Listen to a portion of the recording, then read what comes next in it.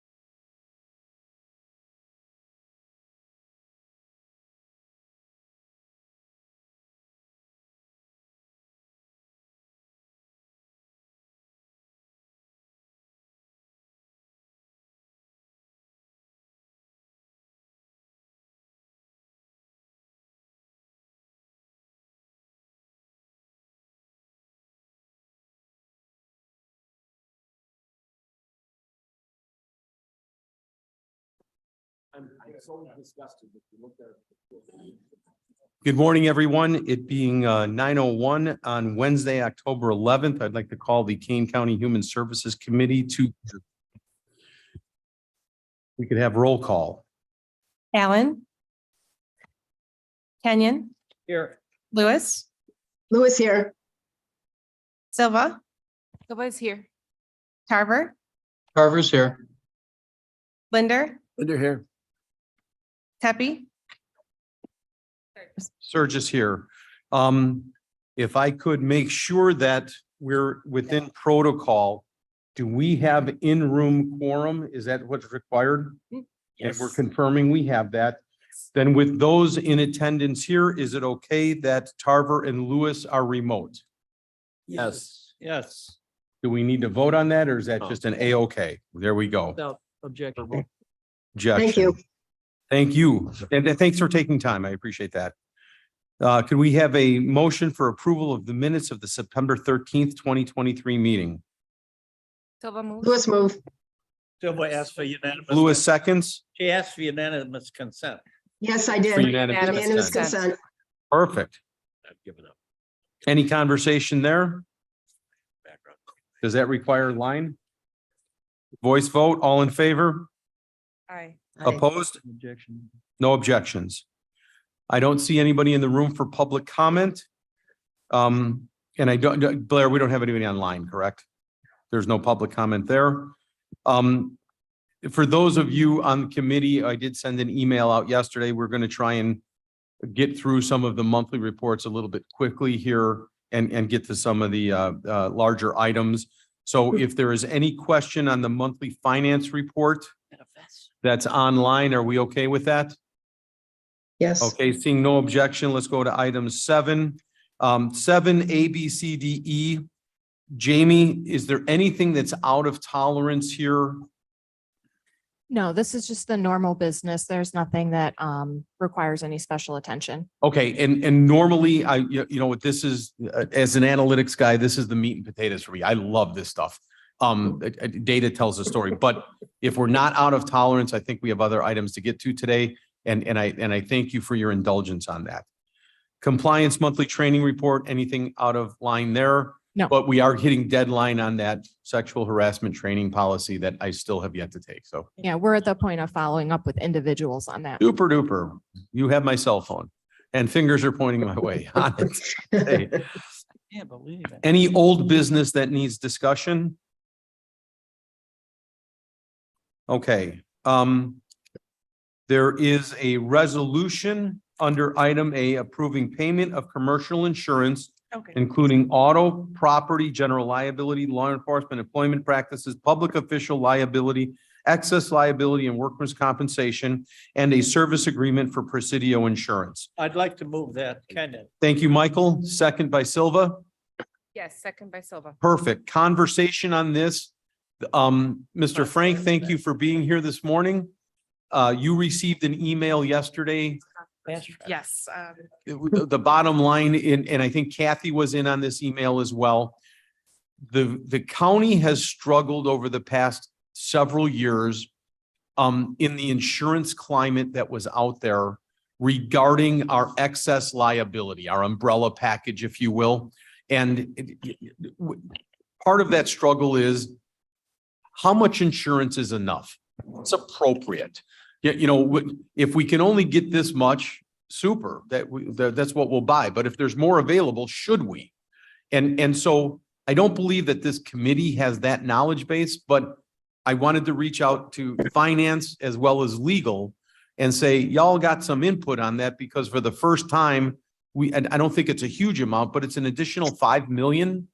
Yes, so we currently carry our umbrella up to 25 million, and they would be offering to raise that with another layer, another $5 million layer to 30 million. And it's about $160,000 per year to add to our premium.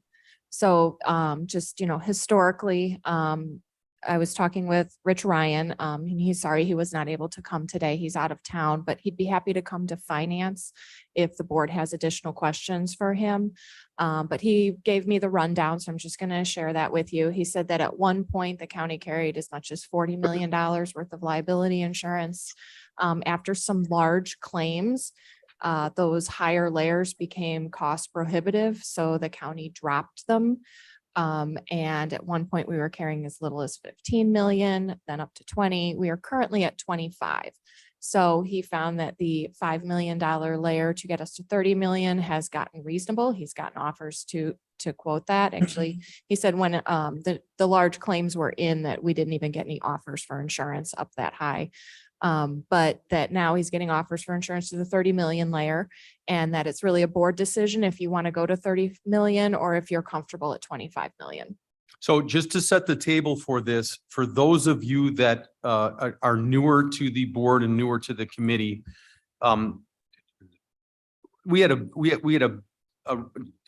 our actions as board members have consequences. And sometimes with the best of intentions, we do something that has an unintended consequence, and our insurance carrier winds up paying millions of dollars. Well, we seemingly had a small string of those, and it wasn't so long ago, because I've only been here 6 years or so, and it was within that time frame where our insurance carrier went out to 50 markets and 47 of them rejected us. Only 3 came in saying, we'll give you something. And of those 3, when you only have 3 vying for you, it ain't going to be cheap. You know what I mean? So we have worked our way back into the good graces. We've controlled our actions. We've handled ourselves appropriately. The unintended claims, unexpected claims have been low. We are now back in the good graces with the insurance industry. The question comes into what's appropriate. And that's really not a broker decision. I appreciate Rich always making the effort. It's $160,000 for an extra 5 million. I don't think any of us are capable of answering that, but legal and finance might be. So, Mr. Frank, why don't you, Frank SAO, just as an initial premise, I would always tell you, you have to kind of decide what your legal capabilities or your financial capabilities are when you're talking about liability limits, because the odds of a $30 million hit versus a $25 million hit in a litigation sense, when you're talking about those kind of claims, those claims aren't really usually 25 or 30. We're talking about like lifetime care plan stuff, which would be those kind of numbers. Those numbers are 50, 60, 70 million, sometimes depending on who you're dealing with. So 25 and 30, yes, it is an extra 5 million, but when you're talking about the type of things that 5 million will capture 25 versus 30, it's a very small number. I would be curious as to what Mr. Brillo would have to say about situations where we've had in the past and what our occurrence rate is for these type of numbers, because if we've never paid out a single time more than 25, then we're talking about a relatively small risk for a simple $5 million extra when you're already going to be paying out 25. So it's an occurrence number is what you really need to be thinking about as far as the likelihood of this 5 million making a difference between protecting the county and not. That said, you are deep pockets. Deep pockets have to be very worried at all times because you are I caution to say this way, but I'll say it because I think it drives the point home. People who are opportunistic or want to sue always are looking for deep pockets. That said, there are legitimate things that happen and you do have liability because you have, I think the number always that's thrown around 1,300 employees. And so, especially when we're talking about law enforcement liability, stuff like that, these numbers can be quite large. But I will, come back to the original point, which is that very narrow window of 25 million to 30 million for 160,000. Is it a year? 160,000 a year. I mean, that number will start to add up and you have to kind of decide what the cost benefit analysis. So without knowing the specific kind of history of this with the county and what kind of hits we've had between the 25 and 30 million range, it's kind of, those are the things you should be thinking about. so I did ask Jamie to pull loss reports to kind of give us that. And Kathy, I think the question that we're going to need to banter just a bit, and we have a short window on this, is for 160,000, is it worth paying that? Or do we have enough money in reserve that we can self-insure over that? And it's really that simple. Got plenty of reserve. Yeah, I mean, seriously, it's that simple, but please come to the podium. And Jamie, what is our largest loss? So Christine's getting that. It was the incident at Delnor, but I don't have that exact figure because she only ran back to 2018 and it was before that. But we haven't had any losses between 25 and 30 million. If we did, we probably wouldn't be able to get this insurance, honestly. So, when you look at insurance, just because you haven't had a claim doesn't mean you don't need insurance. For example, you probably have never had a $300,000 claim against your auto insurance, but you might carry that much insurance anyway, just to be sure you're By protected. the way, I have your job application and you can come to the agency, like, just well said. So again, it's a cost versus risk analysis that the board has to make to determine if you feel that that's a level of insurance you need. But, to Mr. Frank's point, I don't think claims that large are something that are common, but it happens. So. Kathy, Mr. Chair, Mr. Tepe. Jamie, you mentioned a particular loss. What was the particular loss that you mentioned? Christine's pulling the dollar amount. It was an incident that occurred. I'm sorry, what? Oh, I'm sorry. It was an incident that occurred at Delnor Hospital several years ago that we held some liability for. She's going to pull that dollar amount. It wasn't on the report that she had given. Okay. Vern, are you familiar with the incident? Just real quick, without getting into the specifics of it, there was a inmate that got free and there was an action taken against a Delnor employee. And that's the gist of it without getting into the details of it. Well said. Tragic. Yes, Yeah. but that, I'm in agreement. I thought it was around the 6 million mark. Kath, shed some light I'm also waiting. I have not seen the claim history yet. So I know that there was that claim. I think there was another big claim also in the last 10 years. There was. Yeah, but I do not know the dollar amount. I don't think any of those breached the 10 million mark. So the question comes truly, we could say, we could hypothetical all we want to, but truly it comes down to this. In your opinion, if we have those reserves, is it worth risking? Is it worth paying $160,000 to minimize the risk? Or are we so tight that we shouldn't do that, but it's not a big risk because we've never had that loss before? So our insurance premiums are paid out of our insurance liability fund, which is a separate fund. It's not the general fund. It does have sufficient reserves. It's hard to make a complete analysis without seeing any of the information. I haven't seen what we've paid out in large claims over the last, let's say, 10 years. Considering that we were at 40 and then we were knocked down and we're trying to get back up. And just to piggyback on what John Frank said, for an additional $5 million, it might not be a bad investment for the county to take on the additional 5 million. Okay, so here is my challenge to this committee is what information do you think you might require to give a recommendation to your colleagues? What is it that you think you might need to lay this forward? Budgets are tight. We've never had that size claim, but you don't buy insurance when you know the claim's coming. You buy it for what might happen. We were at 40, we were as low as 20. We have the ability to get to 30. Is it the right thing to do?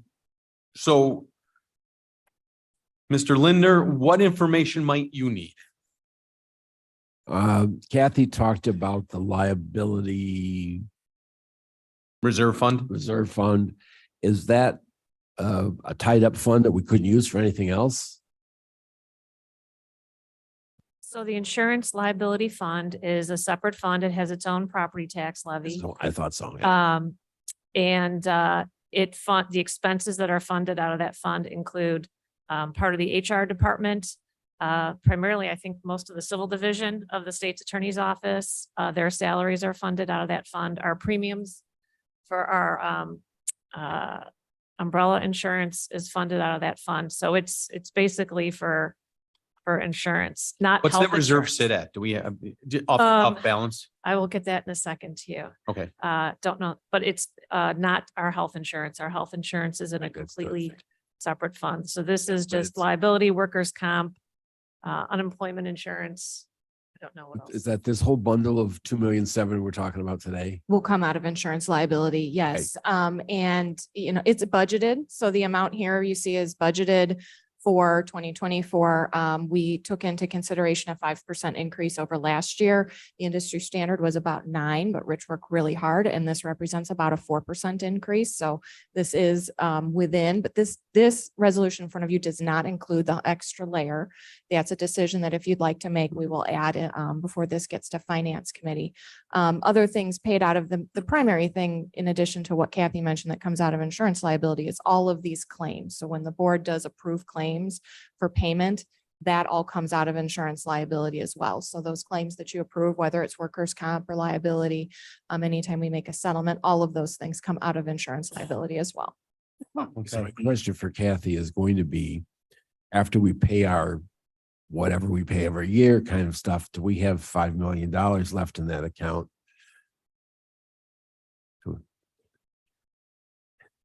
You're looking, I am looking right now.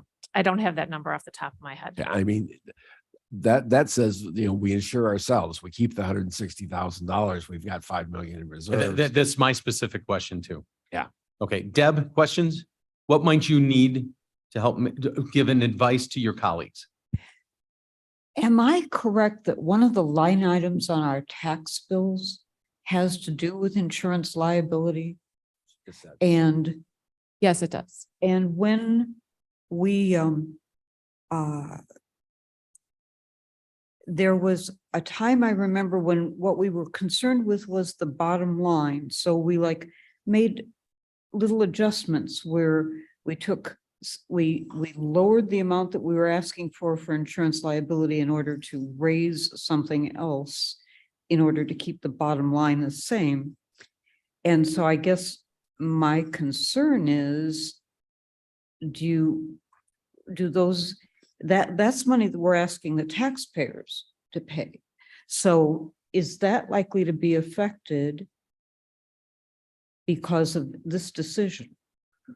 So on the issue of the levies, so the county has multiple levies. We levy for the general fund, the insurance liability fund, our FICA Social Security fund, our IMRF fund, the health department, 3 transportation department levies.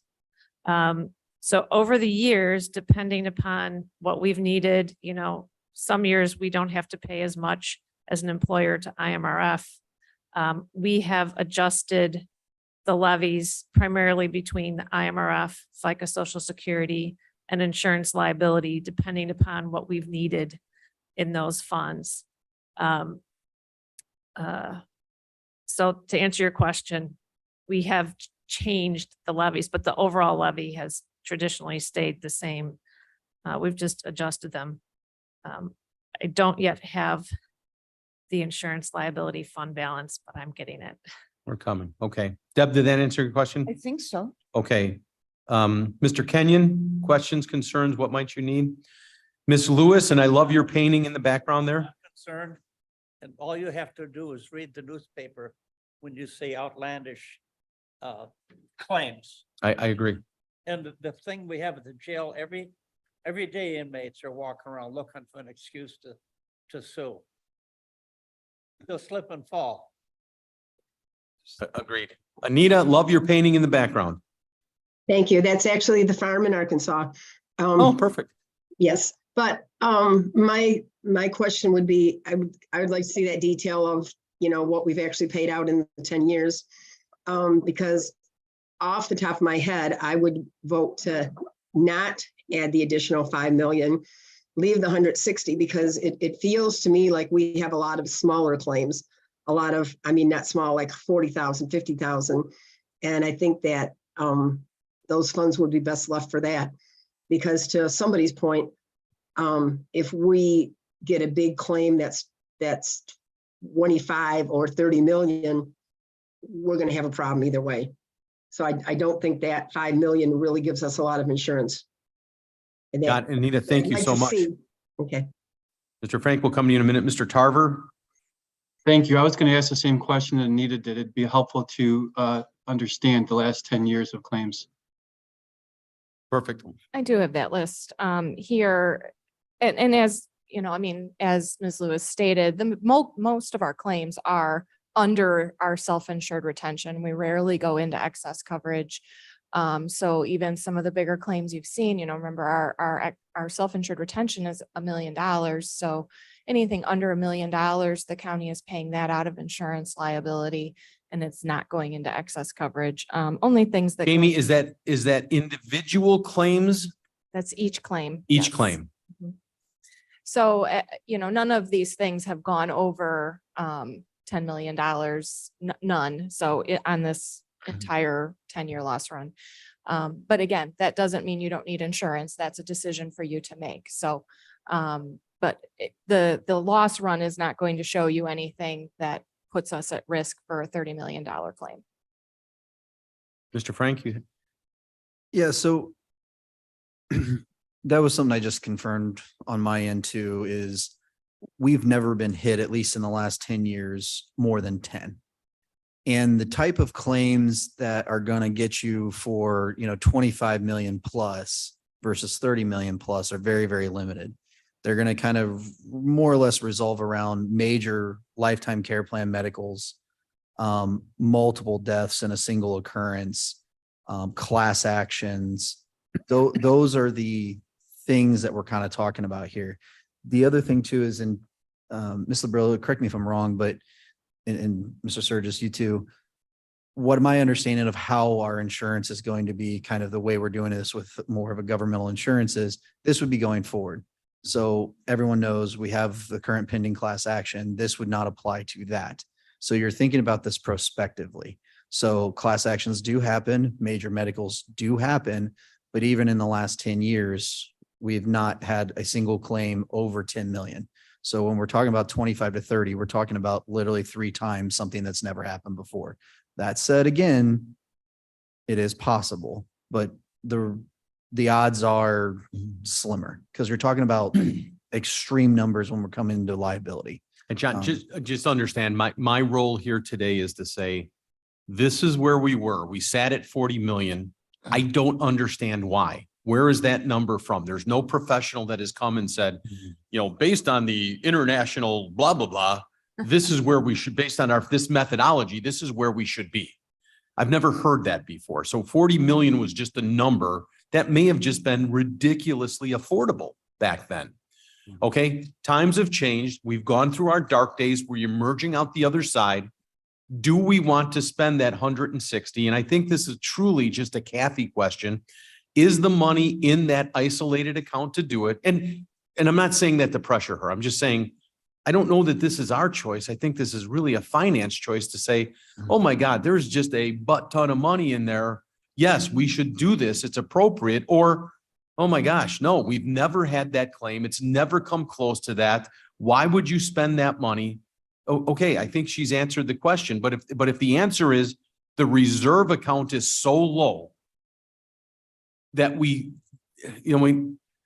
should purchase that coverage because we don't have it in reserves. That would be another reason to make this purchase. And without that information, I don't know how we have the conversation. But and again, I'm not saying that to put anybody on the spot. I'm just saying, but do you understand the argument there?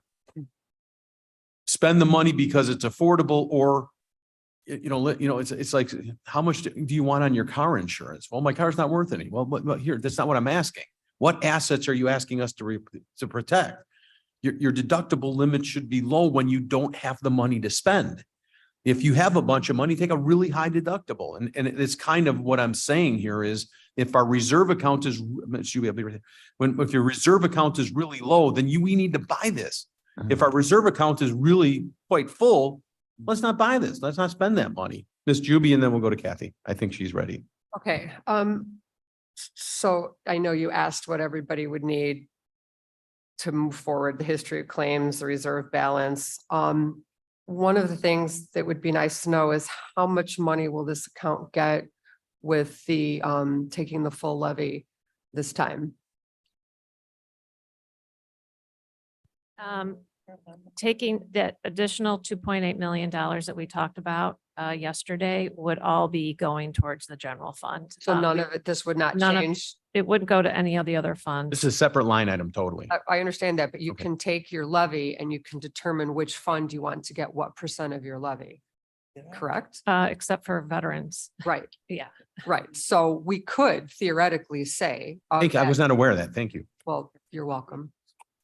Yes, you can, which is why they talked about that they had made tweaks to it before, because you put it in the fund that you need it to go into, Got it. which is why getting financial projections for one fund is very dangerous, because it's actually all the funds should be presented, because we have the ability to move money from one to the other and decide where the need is. So if we were to change the percentage, that would obviously change our fund balance, correct? Correct. Okay, so then we have to determine, do we want to spend $1 million over the course of 6 years to protect ourselves against something that we haven't had before, right? And do we want to take our money and self-insure ourselves when we had a presentation all day yesterday telling us what dire shape we're in? So I think it's important to figure out what's our return on investment for this. Well, because 5 years, it's like $900,000. So Leslie, know- I agree 100%. That's why we blew through all these other items to Right. give this So- enough time to So I'm discuss. thinking that because we don't have, so we have a few things we need, like we have the dollar amount. None of us are insurance experts. Well, I don't know, maybe some of us are. I am not an insurance expert, I am. but you said you didn't know what best practice was for how much money we should be carrying. For the county, correct, in Well, terms of that's the what I'm liability saying. reserve fund. Right, that's what I'm saying, we're not experts in that, so maybe we need to take a few, try to figure that out, because if best practice is that we should be carrying 30 million for a county of our size, regardless of our claim history, then that's what we should do. You know, we should always try to meet best practice, even though we don't have that lived experience. It's best practice for a reason. So I And think we that have- would We be, have asked that, and not to be, I'm not trying to be argumentative. I no, just- you're not being argumentative. Yeah. I'm just saying you. We have asked that question year after year Right, after but you year. ask what Yeah. information we need to sell this. That's a very key piece of information. I What is agree. best practice? What are our reserve funds going to be? And is it worth our return on investment? To me, I would rather spend $1 million over 6 years than have us get wiped out in one thing, if that's a possibility. Yep. But again, this is not my specialty. And I would like to know what best practices are. So- Understood. Kath? John, did you want to? One other quick thing. You can always add more insurance. So if you want to just do the 25 million now, John, just to let you know, that statement is not true because 2 years ago, I couldn't even buy it. well, but what We I'm saying is- couldn't access it. I just confirmed it with Yeah. Ms. Labrilla. We can always add it. It might be a different price, but you can go with 25 million. And you can, if you need to do this right now, I would tell you to go for the 25 million, lock that in. And then we can go and get you all the information that you need to determine, because Ms. Juby's correct. You don't have enough information right now without a full claims report going back and also looking at comparative counties to know what your real risk is here. And you know, not for nothing, this is completely your decisions. When we're talking about 25 to 30 million, that's a very small number when we're talking about large claims. They are very infrequent, because if they were frequent, you would not be able to get insurance as this happened. And I am A-okay if this committee says we just don't have enough information to give a recommendation. I'm okay with that. And I think that's where we're kind of landing to is without a full accounting of our claims and comparative county claims, it's really hard. And I mean, it might be, is it Rich Ryan? Rich Ryan might be able to get us more of a, you know, Chicago metropolitan kind of analysis of what kind of claims. I mean, we're not in Cook County, so you don't have the large dollar verdicts. And people who sue the county must sue in Kane County. So they don't get to just magically put it into Cook County for a large dollar verdict. They have to sue Kane in Kane. So like I said, there's a lot that goes into this analysis. I would love to be able to sit here and tell you, yes, 30 million or yes, 25 million. But what I would tell you at this point is, given the lack of information we have on the claims as well as the other counties, if you need something right now, I would definitely tell you to lock in what you have right now, and we can try to move quickly to get you something that you can then maybe add at a later date. But that, Thank you. as far as I can tell, that's probably your best course of action if you need something right now. Thank you. And before we go on, please know this is such a lovely problem to have. Because a few years ago, we were saying, oh my gosh, we don't even have the appropriate coverage and we can't buy it. This is such a great problem to be debating. Let's go with Kathy, Monica, real quick, and then. I just want to talk about the levies and adjusting the levies real quick. I have looked at, because really the levies that we can adjust are IMRF, insurance liability, FICA, Social Security, health department. I did look at the health department because they do get about a $2 million property tax levy. And then county highway has about $5.3 million in property tax levies, which are used primarily for salaries and benefits. And we have to be cautious with moving and adjusting the levies that go into our insurance and FICA, which is payroll tax, and IMRF. But I have looked at those as a way of helping to balance the general fund. In our audits for fiscal 2022, which is online, our insurance liability fund took in $5.8 million in revenue. It paid out $5,050,000. And the end of year fund balance is 9.7 million. So we have a fund balance in our insurance liability fund, more than 1 year's worth of expenses, which is For this sort of a fund, our insurance liability fund, which is unpredictable in terms of the claims that you might have to pay, it's probably a good place for it to be higher. That's my thought on that. So in terms of absorbing an additional 160,000, it could do that. Okay.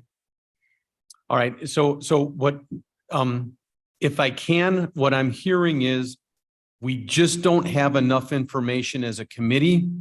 We would like to hear something more for what is the average, what is the best practice to keep in those reserves, and the best practice to say how much liability should a county of our size have. We can collect that information and have it for a subsequent meeting. But right now, the motion at hand is to approve the bill for this, which we projected at 5%. We're saying it came in at 4%. And Jamie, if you can confirm with Rich that we could layer this, let's say we have information in 90 days and Kathy comes back and John comes back and says, oh my gosh, we've looked at this and you should buy that other policy. If you can confirm with Rich that that might be available to us 90 days after the other policy, and understand that might put us out of sequence or something, but it doesn't sound like we have the information to make an educated recommendation to the executive or to the entire board. Is that fair to say, everybody? And Mr. Ryan said he'd be happy to come to Finance Committee in case you have additional questions for him. So I will go ahead and schedule him to come to Finance Committee so that you can ask him questions beyond those answers, which I'd be happy to check with him and get to you by email. One of the things when it comes to buying insurance later, they prorate out the rest of the year. So I don't believe the sequence of when it's purchased is an issue. But if you have a large claim in between when you quote the insurance and when you go to buy the insurance, then Get it. We totally get it it. changes So, everything. So that would Monica, really have a be the quick only one, thing. and then I want to call the vote on this. I don't know how quick it is, but I'll try. I would expect nothing less. I'll try. I mean, I think we're, at least from my point of view, I'm very conservative with these things. You want to have adequate insurance, and I am going to say best practices, if we could figure them out, definitely is going to trump anything I'm feeling now. But I tend to be conservative. I'm hearing that I don't want to confuse possibility with probability, and I'm hearing the word possibility, not probability. So I'm very comfortable with staying where we're at. Again, best practices would trump, but right now my recommendation would be to stay where we're at. Perfect. Mike? We just need to keep in focus that $160,000 would only cover this little piece. Anything up to 25, it's not involved. Anything over 25 could be 90. And that 5 doesn't mean an awful lot. I'm with myself. I am tempted to think stay where we are. But So based I want to on, hear this other information, obviously. Yep. Vern, did you have something, sir? Yes, sir, Mr. Chair. With your insurance experience, to what extent does past performance in this area relate to the kinds of fees that you're going to pay? Let me, past performance is indicative of what the probability is of premium increases or decreases. But I think what we're asking, or the comment I do want to make, is where this board was a few years back to where we are now. This committee, this young lady in front of us, the state's attorneys, we have worked diligently to put guardrails in to curb our behaviors that led us to those past claims. And we have relationships now with the elected offices that are unprecedented from where we were just 10, 15 years ago. So I am comfortable in saying that there is a cause and effect of why we're in a better place, because we took action based on our professionals, our business partners that came in and said, this is what you need to do to get back in good standing. And we've gone to that extreme. Well, my understanding is that one of the key reasons associated with past issues is because of the settlement required with Recovery Centers of America. That's one of them, sure. Okay, and that, in my opinion, was a self-inflicted wound that was done by personnel associated with this board. Did I mention the And- guardrails? Yes. I don't want us to pay for the sins of the past necessarily. This is one that should never have happened, and people should get themselves updated on that one. Vern, while I appreciate that statement, the child will always pay for the father's actions. And that's the case that we're in specific to insurance. It doesn't matter, but we have done everything our professionals and business partners have told us to do and implement to make sure that we don't find ourselves in those situations. And at least as the chairman of this committee, you hear me multiple times in multiple meetings say, please govern yourselves accordingly when we're trying to take action. And just remember, there is a ramification on the other side that could result in a lawsuit. And our actions do matter when it comes to trying to control budgets and rates. So I just wanted to add, I kind of mentioned this when I did my budget presentation, and this is a part of future planning. But I do think that $160,000 would probably be better spent on a good risk manager to work on prevention.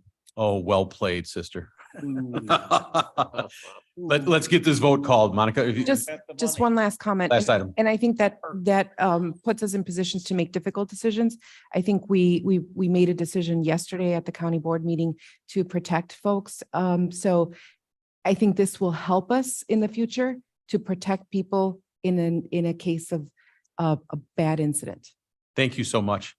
Could we go ahead and call the vote to pay the insurance premium renewal that has come forward For same coverage as last year. for same coverage as last year? Yes. Allen, Aye. Kenyon, No. Lewis, Lewis, yes. Silva, Silva, yes. Tarver, Carver, yes. Linder, Yes. Sturgis. Surges, yes. Passes. Mike, is there something that is concerning on that? We need the history. I thought you were including that other insurance. No, we're not raising that at all. But I'll change it to a yes. We need insurance. I just want to make sure you understood and it's, Well, if you talk so much, it's hard. I know, I apologize. To get through the information. Oh, the love that's in this group is. Establish yourself first 10 minutes and then all of a sudden you go further. Resolution B, amending the sick and personal extended illness leave policy handbook. Silva moves. Lewis, second. Thank you. Conversation, Ms. Labrillo, bring us up to speed. This is in response for the Paid Leave for All Workers Act that the state passed, which goes into effect on January 1st, which has some provisions that require paid leave according to that statute. This adjusts our sick and personal bank that the county currently provides and restructures it to be compliant with that law. So that law has some specific accrual requirements associated with it, that it accrues at a rate of 1 hour for every 40-hour worked. That's regardless of if you're part-time, full-time. It kicks in as soon as you're hired, regardless of your status or the type of employee. So we currently front 4 days to employees that they accrue at a rate of 1 per quarter on December 1st. Instead of doing that, we will be instituting a bank that is compliant with this law, which would provide 40 hours in the year. So it is more, but again, it is statutorily required. This sounds like a fun, easy one, right? This is just housekeeping until you get to the conversations with this building is a 30-hour week and this building's a 40-hour week and Mr. Kenyon. We don't take away accrued time, do we? If you accrue the proper time, you don't lose that. This has nothing to do with that. So accrued time, you mean like vacation? So Well, this is no, a separate accrued bank. Kick time or whatever it is. Right, so the extended illness bank and the vacation bank will continue to accrue in the way that they accrue. So this is a completely separate bank. So it's replacing a bank that we used to front 4 days to people. And instead, they're going to accrue at a rate of 1 hour for every 40. We don't currently have rollover of that bank. that bank goes into extended illness instead. So there's an opportunity if we want to allow people to carry that for this year only, since they're not going to be fronted anything new on December 1st. That is a consideration that we're looking into taking, into consideration that I ran a report, and it's not common for people to use days in that first month of the year, but it does happen. So, at that point in which they're used to having those days fronted to them, they will not be fronted anything. They will have to accrue them. So this, Does it carry over year to year? it goes, currently the bank goes into extended illness. So this bank, what it would do is it would accrue up to 40 hours and then it would stop accruing. Once you take a day, then it will start accruing again. So it actually has a cap at 40 hours, so it will not exceed 40 hours. So we don't have that problem of having to, get rid of someone's. Jamie, is vacation this 'cause they didn't homegrown take or it. is this state level and we're just complying? This is state level and we're just complying. They're very specific about the accrual method. So we did look at other options and consult with the state's attorney about the option of fronting people hours. And that they did not believe that that would be a compliant way to do it. The statute does provide for fronting hours, but because we have part-time people, 35-hour people, what we would have to do is have to front people 40 hours, even if they were only a 5-hour-a-week employee, for example. You'd have to front them 40 hours. So you'd essentially be giving them 8 weeks of paid time off immediately, and that's not conducive to running the business. So at their recommendation, we're using the accrual method that's outlined in the statute, which is challenging for our systems and our payroll department, but they're stepping up and making it happen. Please call the roll. Wait, are you okay? Is this working for you? Okay, we're nice Yeah, pace. yeah. and- Okay. Yes. Allen, Ellen, I. Kenyon, Yes. Lewis, Lewis, yes. Silva, Silva, yes. Tarver, Carver, yes. Linder, Linder, yes. Surges. Yes. Passes. Item C, resolution adopting a grade classification system for the Kane County positions. Silva moves. Silva? Second, So there are some items that were posted outside the agenda as well for you to look at to go along with this, the exhibits that are referenced in them. This first resolution that is adopting the grade classification system has a job inventory attached. I have a presentation I was going to run through with some information that relate to these last two resolutions. Blair, could you cue? Is this part of the equity study? Yes, these two are the essentially the culmination of the equity project. Okay, I just want to acknowledge that. it's Mike? like, you said there's those exhibits are posted somewhere. They're posted outside the agenda, so if you go to the Human Services Committee On the website, on Mike, the website, if you go for today's meeting. There's They like just come up there. five attachments there.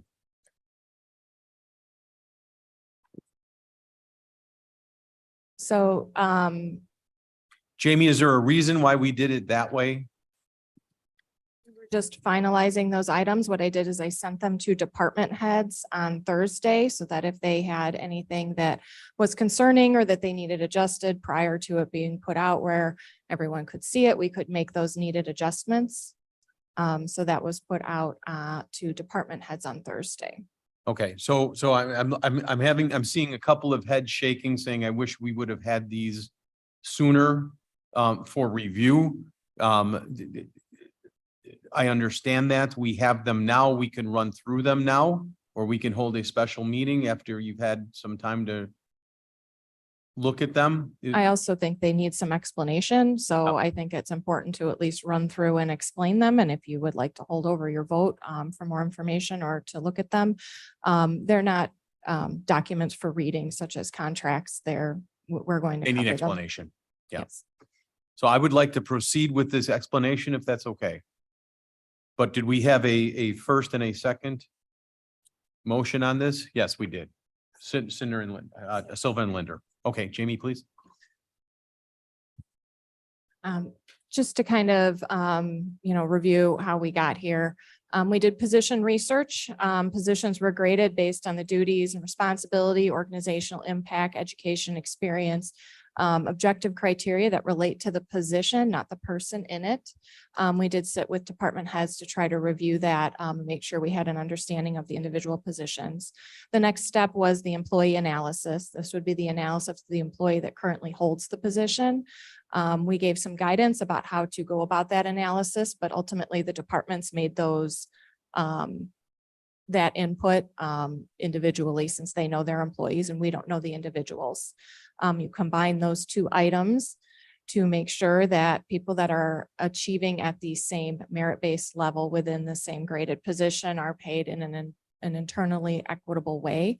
So the initial ranges that we are offering represent internal equity only. They are not intended to achieve external equity at this time. This is just establishing a system so that we can then review external equity separately as the board sees fit. Once we have a grade and range system, market research can be used with a grade system to help make sure that external equity is provided consistently countywide. So that's ultimately our goal in this project. Grade and range systems are never static. So what you're looking at is adopting a grade and range system. These specific grades and ranges will be subject to continued evaluation by the board, by departments and human resources, using the compensation policy that was passed yesterday. So that kind of outlines the ways in which we go about updating, changing, restructuring, and other types of adjustments to the system that will be continuously happening. There's a lot of benefits to a grade and range system. Consistency in the pay practices is really this primary goal that we're working on. It also makes those market comparisons, when the board would like them, very consistent across all of your departments. It gives transparency as to pay practices. So it makes sure that we are using the same objective criteria to determine pay across all of our departments, and helps with the legal compliance with acts like the Equal Pay Act. Our department does endeavor to make sure that all of our departments are following all the legal compliance. And if we have a system in place, then we can make sure that that's happening. It's not without challenges. It does take a lot more time for your departments and for your human resources department. So it does take time to maintain and to keep adjusted. It's not a one-off. This isn't something you pass and it's done. It is something that is adding a new set of policies and procedures that we will all be continuing to work through. It does limit the speed at which departments can pivot, making sure that they're compliant with all of the restrictions. And it does require staff time to manage and maintain software, other things like that that do require maintenance. I did look briefly at the pay practices of neighboring counties and kind of just try to give a visual here. This is just essentially where the different counties pay, and then the blue cane line represents what we are implementing here today, as far as pay across the variety of positions that we have. All of these other counties do have grade and range systems in place. There are 437 employees included across 20 departments and offices, and this covers $30.3 million worth of total salaries across multiple special revenue funds, including the general fund. The total cost of implementing this would be $2.1 million if you were to implement this all at once.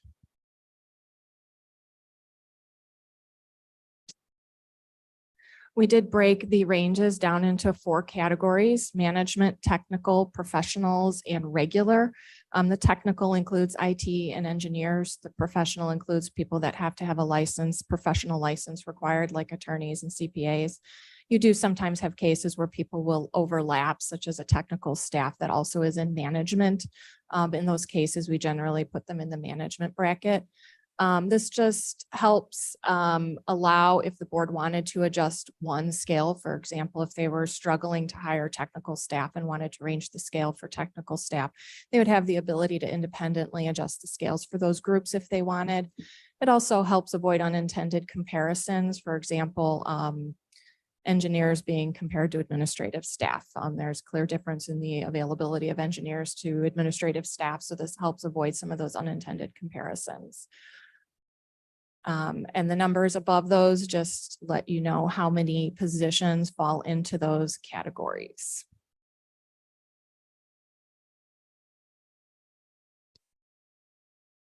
One thing I did want to bring to the board's attention to was that this county does have different hourly standards for different employees, and we have taken that into consideration in our grading. Some of our departments work 35 hours, some work 37.5, and some work 40. So when the ranges were established for the individual position, they were equalized in terms of the hours worked. There is an approximately 14% difference between a 35-hour employee and a 40-hour employee. A lot of our employees working a 35-hour work week are comparing their salary to people who are working 40 hours elsewhere. So the reason that salary is 14% higher may be strictly because of the hours worked associated with the position.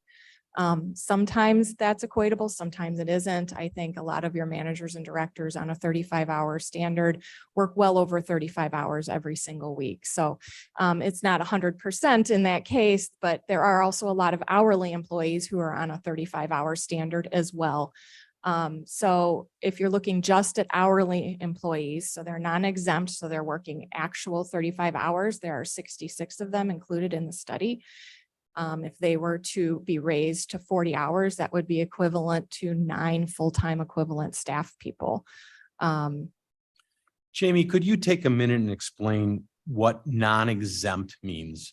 So non-exempt staff are subject to the Fair Labor Standards Act requirements that employees who work over 40 hours in a work week be paid at the rate of time and a half. Exempt employees are exempt from FLSA requirements, which means they do not have to be paid additional for time worked over 40 hours. So your hourly employees who are at a 35-hour standard are actually working 35 hours. They're keeping time sheets. They're paid for every hour they work. If they work over their hours, they can generate comp time up to 40 hours, and then they would generate comp time and a half. Oh, for us older people, would you consider that hourly versus salaried? Yes, Is that's that just the another way easier- of saying it. Yes, Okay. exempt and non-exempt. So non-exempt is hourly and exempt is salaried. So when you see these 35 hours versus 40 hours, those are deliberate, not accidental, and we don't necessarily need a parity for those. Well, the ranges have been adjusted to the fact that those people work a 35-hour work week. So if they, whether exempt or non-exempt, if they were to work 40 hours, they would get paid more. So we have taken that into consideration. I think that those that work a 40-hour work week versus those that work a 35-hour work week in a similarly graded position will have a difference in their salary based on the extra hours that 40-hour staff works. Well, that just doesn't make it confusing at all, does it? Trying not to make it confusing, but it's based on an hourly wage. So it's equated to an hourly wage.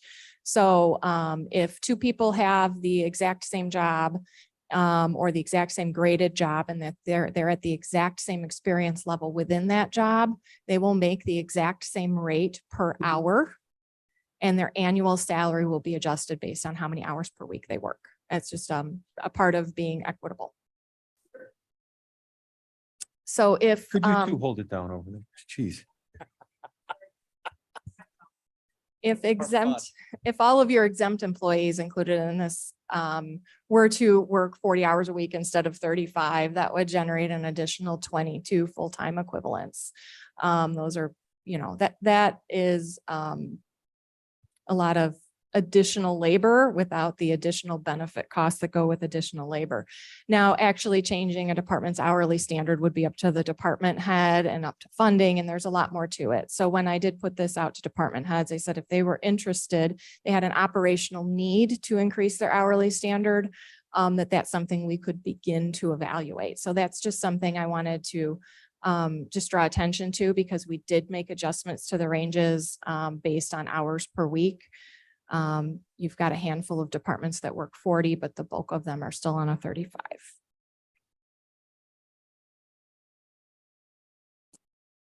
So this slide just talked about some of the things I just mentioned.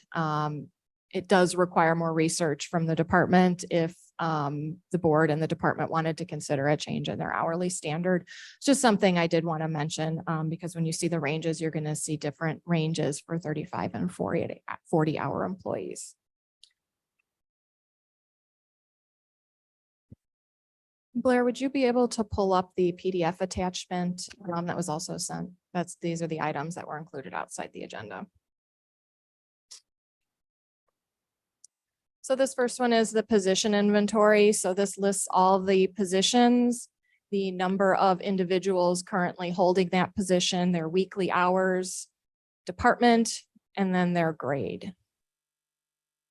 So this is, again, just a straight up inventory of all of the positions sorted by grade.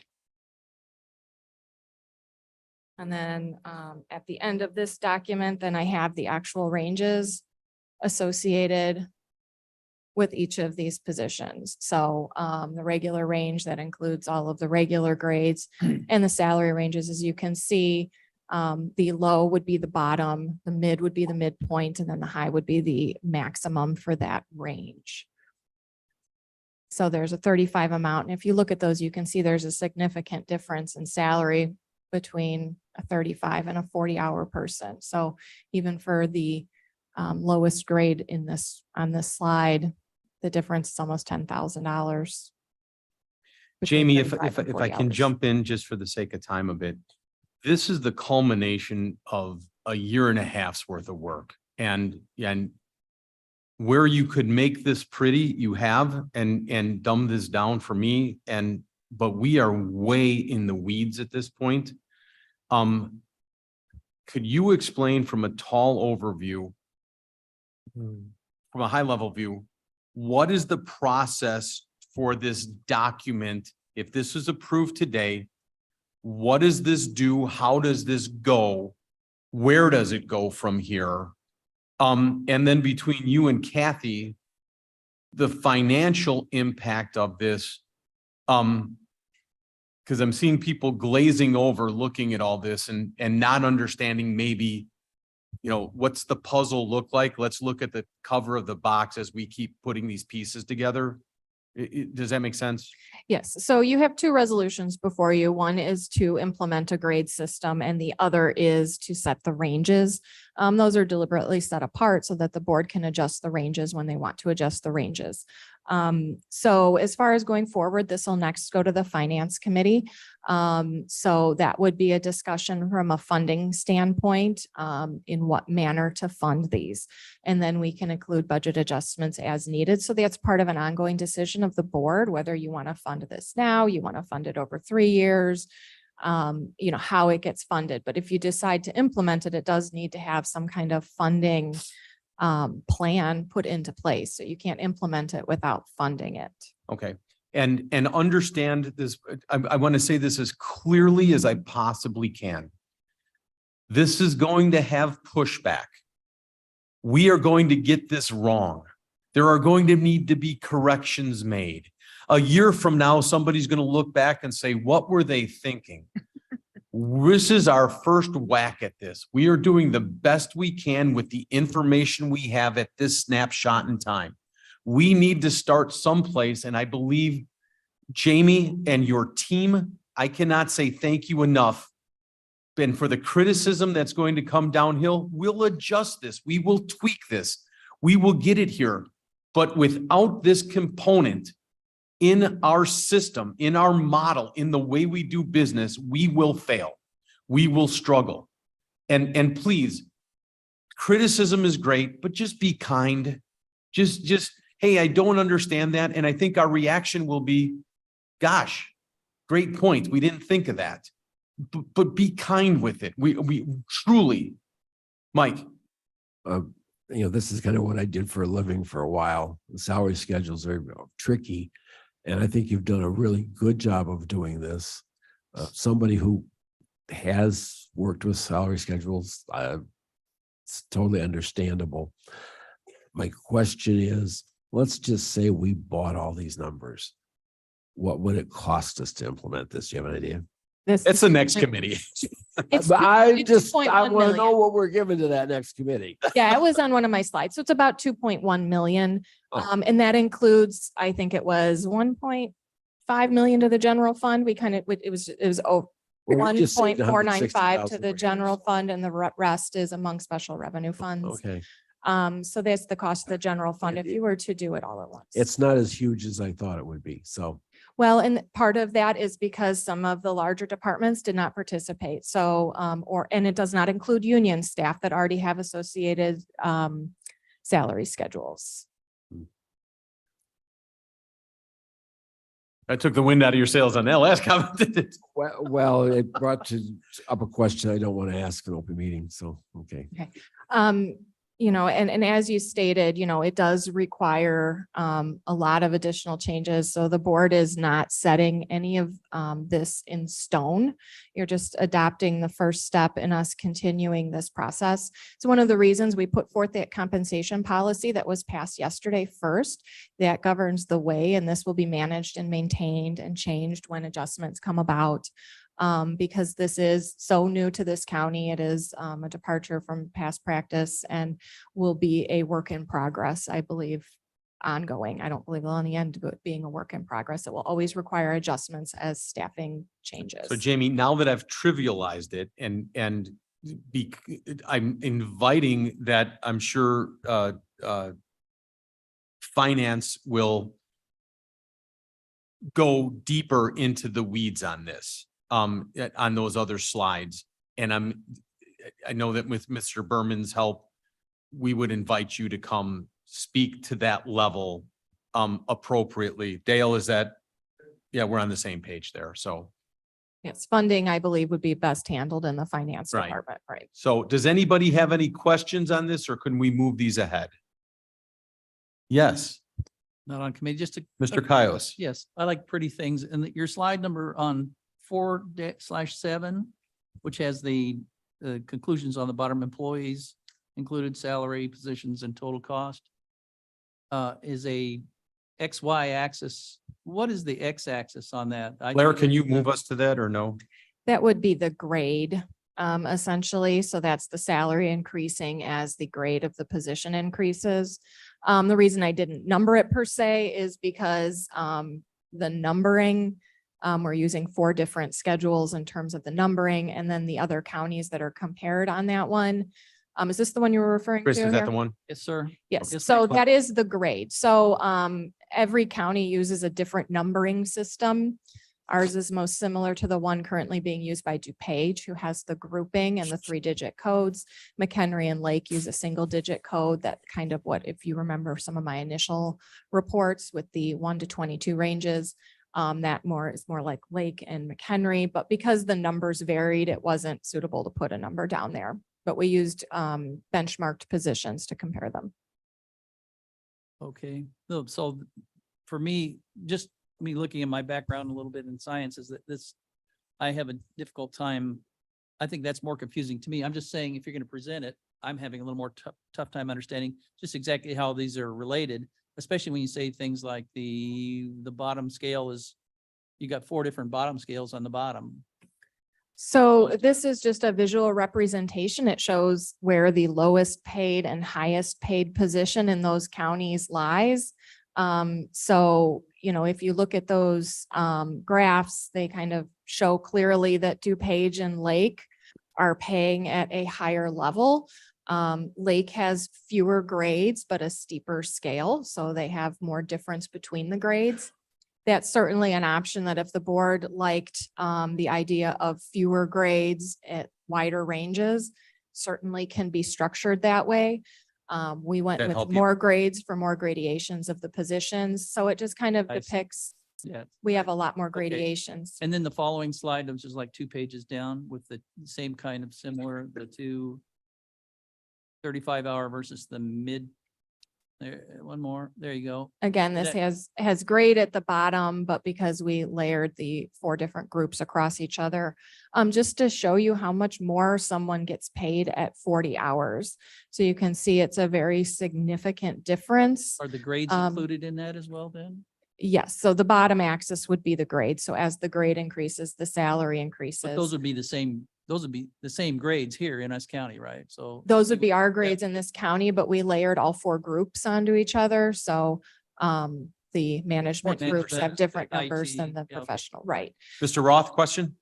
Yes, on this, going back to page 4.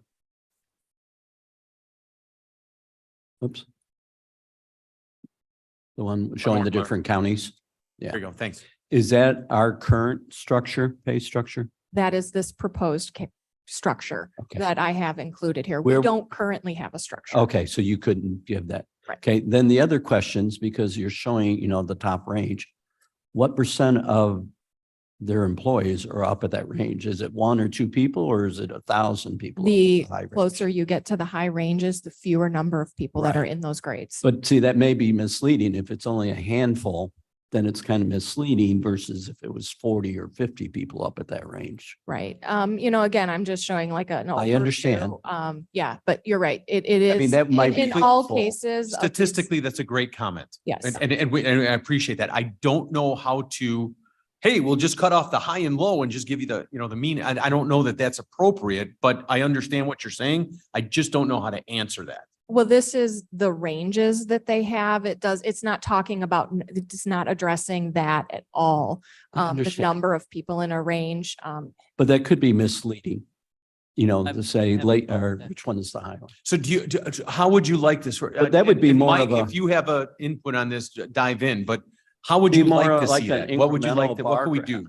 You do incremental bar graph and break it into the ranges. So, that it's like less than 1% are the ones above 200,000. Jamie, do you understand what he's saying? Yes, Do you absolutely. think you have the data to put that together?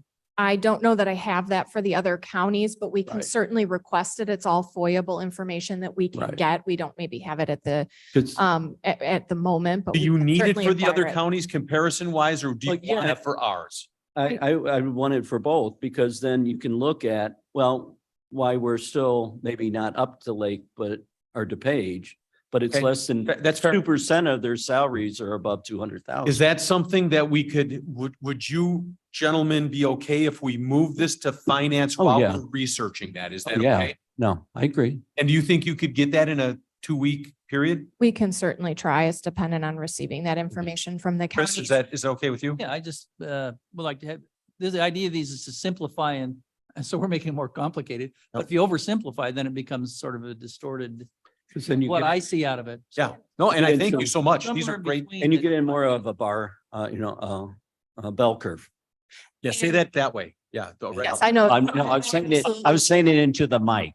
Yes, and- I and I'm can do willing to that be- For King County immediately, that will be no problem. And then getting the information. And from I'm the willing to other take the counties. time to meet with you if you think that'll help, or, if I, to run some questions by it. And so- Yeah, absolutely. And Yeah, that gentlemen, would I be thank great. you both. I've said 1,000 times that the strength of this board with 24 members, we are stronger because of that. Right. You know what I mean? So anyhow, And we're not trying to achieve external equity. Right. It was more about the type of grading system than the pay. Also, to Mr. Roth's point, that top person in those counties is a county administrator that we do not have.